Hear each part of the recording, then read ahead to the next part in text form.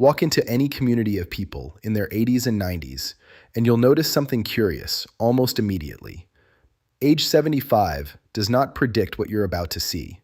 Some people at that age are managing multiple chronic illnesses, struggling with mobility, and dealing with cognitive decline. Others are hiking, gardening, traveling, mentoring grandchildren, still working in some capacity, and reporting levels of life satisfaction that rival or exceed people decades younger. For a long time, this difference was chalked up to luck, or genetics, or simply having drawn a better hand in life. But researchers who have spent decades following large populations of older adults, some studies tracking the same individuals for over 30 years, have found something far more useful than luck. They found patterns, specific, identifiable, repeatable habits that separate the adults who thrive after 75 from those who merely survive it. Today we're walking through 6 of those habits, each backed by substantial research, each something you can start building well before you ever reach that age, and several of them things that matter just as much, if not more, once you're already there. The first habit, and arguably the one with the deepest research base behind it, is staying physically active in ways specifically suited to this stage of life. And the emphasis on specifically suited matters enormously here, because what works at 40 is not necessarily what works at 75. And understanding that difference is part of what separates people who thrive from people who get injured trying to recreate their younger routines. Research on aging and physical function has identified a specific and somewhat sobering pattern called the disability cascade, where a relatively minor decline in strength or balance leads to reduced activity, which leads to further muscle loss, which leads to a fall, which leads to injury, which leads to a much steeper and often irreversible decline. The adults who avoid this cascade and continue thriving into their 80s and 90s are, according to numerous longitudinal studies, disproportionately those who maintained what researchers call functional fitness, meaning strength, balance, and flexibility, specifically applied to the movements of daily life, rather than fitness measured purely by cardiovascular endurance alone. Strength training specifically shows remarkably strong evidence in this population. Multiple randomized controlled trials involving adults in their 70s, 80s, and even 90s have found that even relatively modest resistance training programs, sometimes just 2 sessions a week, produce measurable increases in muscle strength and, critically, in functional capacity, meaning the ability to rise from a chair unaided, climb stairs, or carry groceries, all of which are strongly linked in research to maintained independence. One particularly striking body of research on nursing home residents in their 80s and 90s found that even very frail individuals could gain significant strength through supervised resistance training, challenging the long-held assumption that muscle building simply isn't possible or worthwhile at advanced ages. Balance training deserves specific mention because falls remain one of the single most common events that end the thriving trajectory for older adults, often triggering the hip fractures or head injuries that lead to hospitalization, loss of independence, and in serious cases, death within the following year. Research on balance-specific interventions, including programs built around Tai Chi, has found consistent and meaningful reductions in fall risk among older adults who practice it regularly, with some studies showing fall rate reductions of 30 to 40% or more compared to non-practicing control groups. The adults who thrive after 75 are disproportionately those who treat balance training not as an afterthought, but as a core, ongoing practice, the same way someone younger might treat cardio. Walking, while less flashy than strength or balance training, continues to show remarkably consistent benefits in longevity and functional research even at advanced ages, with studies finding that older adults who maintain regular walking habits show slower rates of functional decline, better cardiovascular markers, and lower rates of depression compared to more sedentary peers. The habit here is not intensity, it's consistency, and researchers studying centenarians and near centenarians have repeatedly found that most of them never stopped moving through their daily environment on foot, even as their pace and distance naturally adjusted with age. The second habit that shows up with striking consistency across research on thriving older adults is maintained social connection and engagement. And the evidence here has become so robust in recent years that some researchers now consider social isolation to be as significant a risk factor for poor outcomes in this age group as smoking or high blood pressure. A number of large longitudinal studies following older adults over years have found that those with rich, active social networks, meaning regular contact with friends, family, and community, show significantly lower rates of cognitive decline, depression, and mortality compared to more isolated peers, even after statistically accounting for baseline health differences. One particularly important distinction the research has clarified is that it's not simply the number of social contacts that matters, but the quality and reciprocity of those relationships, meaning connections where a person both gives and receives support, rather than relationships that are purely one-directional in either direction. What makes this habit particularly important after 75 specifically is that this is often the life stage where social networks naturally begin shrinking, through retirement removing daily workplace contact, through the death of a spouse or lifelong friends, or through reduced mobility, making it harder to maintain in-person contact.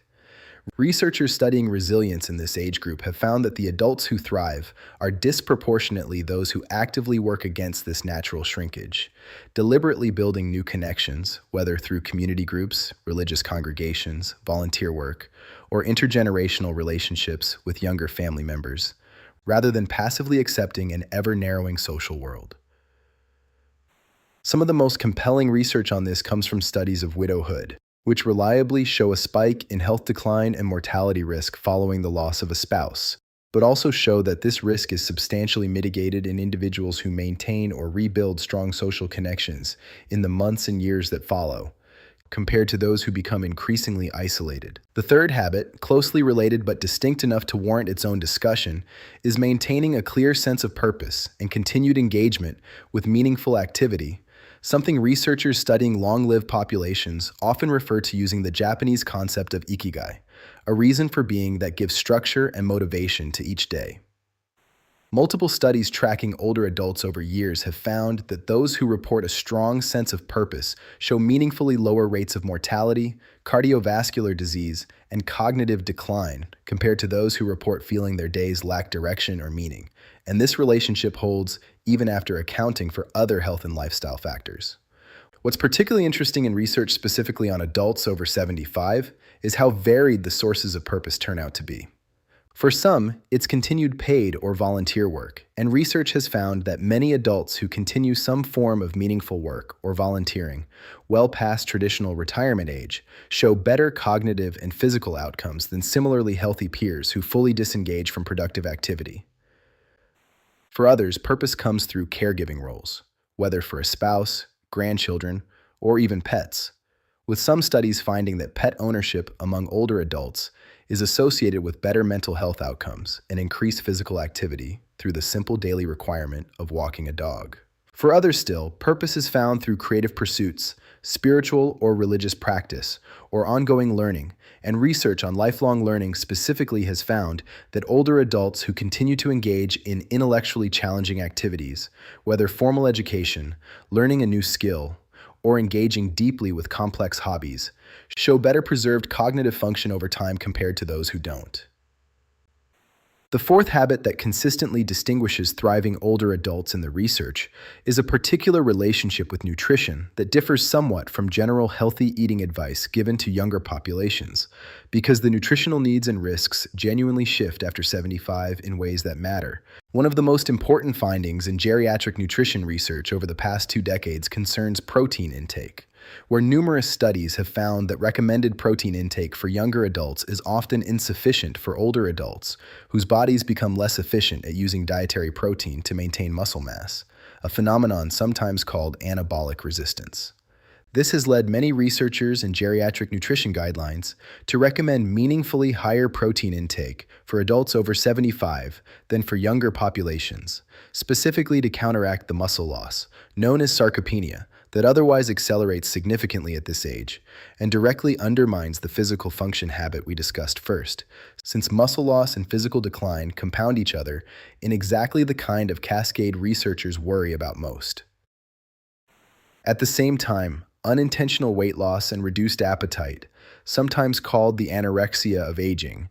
becomes a genuine concern in this population in a way it typically isn't for younger adults. And research has found that unintentional weight loss in older adults is actually associated with worse health outcomes rather than better ones,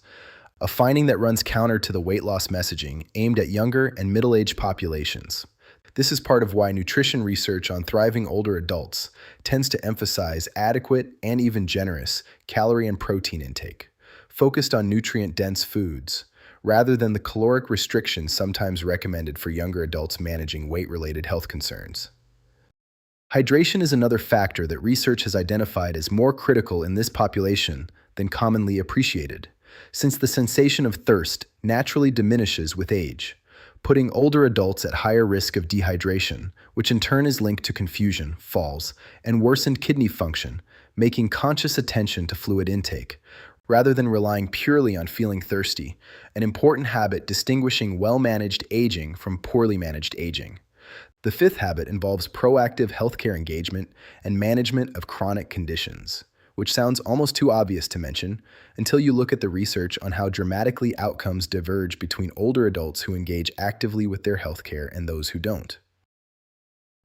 Studies on adults with common chronic conditions like hypertension, diabetes, and osteoporosis have consistently found that those who maintain regular medical follow-up, adhere to prescribed treatments, and stay current on relevant screenings show substantially better long-term outcomes and significantly lower rates of the acute complications like strokes, severe fractures, or diabetic emergencies that often trigger the sharp declines associated with unsuccessful aging. Beyond simply following existing treatment plans, research on health literacy in older populations has found that adults who actively understand their own conditions, ask questions, and participate meaningfully in decisions about their care tend to show better adherence and outcomes than those who take a more passive role in their healthcare, likely because genuine understanding supports more consistent follow-through with the daily habits, medications, and monitoring that chronic disease management requires. Sleep also falls into this broader category of proactive health management, and research on aging and sleep has found some genuinely important and sometimes underappreciated patterns. While sleep architecture naturally changes with age, including lighter and somewhat more fragmented sleep, poor sleep quality in older adults is strongly associated in research with worse cognitive function, increased fall risk, and higher rates of depression, meaning that sleep problems in this population should not simply be dismissed as a normal and unavoidable part of aging, but rather addressed, since studies have found that treating underlying causes of poor sleep, whether that's untreated sleep apnea, which becomes more common with age, or poor sleep habits, meaningfully improves outcomes even in adults well into their 80s and 90s. The sixth and final habit that emerges consistently across research on thriving older adults is psychological resilience and a particular relationship with adversity, meaning not the absence of hardship, since adults over 75 have almost universally experienced significant losses by this point, whether of health, spouses, friends, or physical capacity, but rather the way they process and respond to that hardship. Research on resilience in older populations has identified several specific patterns among those who continue thriving, despite genuine adversity.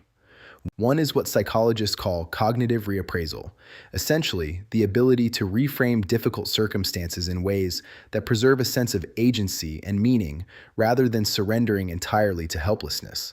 And studies have found this cognitive style associated with better mental and even physical health outcomes in older adults facing chronic illness or loss. Another is what researchers sometimes call selective optimization with compensation, a concept describing how thriving older adults tend to adapt their goals and activities as capacities change, rather than either stubbornly refusing to adjust or giving up entirely, finding ways to compensate for genuine limitations while still pursuing what matters most to them. A person who can no longer run might take up swimming or walking. A person who can no longer drive at night might restructure their social calendar around daytime activities rather than withdrawing from social life altogether. This flexible, adaptive stance, well documented across numerous studies of successful aging, appears to protect against the sense of loss of control that so often precedes depression and decline in this population. Interestingly, research on personality and aging has found that older adults who report higher life satisfaction after 75 often show a particular combination of acceptance of genuine limitations alongside continued striving in areas that remain within their control, a balance that researchers describe as neither passive resignation nor unrealistic denial, but something more nuanced sitting between the two. Studies on centenarians specifically, some of the oldest and most carefully studied populations in aging research, have repeatedly found this same pattern. Individuals who acknowledge the real losses and changes age has brought them while remaining genuinely engaged with whatever possibilities remain available in their current circumstances, rather than defining their present entirely by comparison to their past. Taken together, these 6 habits, staying functionally active through strength and balance-focused movement, maintaining rich and reciprocal social connection, holding on to a genuine sense of purpose, adjusting nutrition to meet the specific needs of this life stage, engaging proactively rather than passively with healthcare, and cultivating psychological resilience and adaptive flexibility in the face of real adversity, paint a picture that is genuinely different from how aging after 75 is often portrayed in popular culture. It is not simply a period of inevitable, uniform decline to be endured. The research is clear that meaningful divergence in outcomes exists, that this divergence is substantially explained by identifiable and modifiable habits, rather than pure chance or genetics alone, and that it is never too late to begin building these habits, since studies have found meaningful benefit from starting strength training, expanding social connection, or improving nutrition even in adults who begin these changes well into their 8th and 9th decades of life. Perhaps the most important takeaway from all of this research is a shift in how we think about what determines a thriving old age. It is not primarily a matter of what happens to you, the illnesses you encounter, the losses you experience, since virtually everyone who reaches this age has faced substantial versions of both. It is, to a significant and genuinely encouraging degree, a matter of what you continue doing in response, the daily and weekly habits that either compound toward decline or compound toward continued vitality. That distinction, more than any single medical breakthrough or stroke of genetic luck, appears to be what actually separates the adults who merely grow older from the ones who keep on thriving.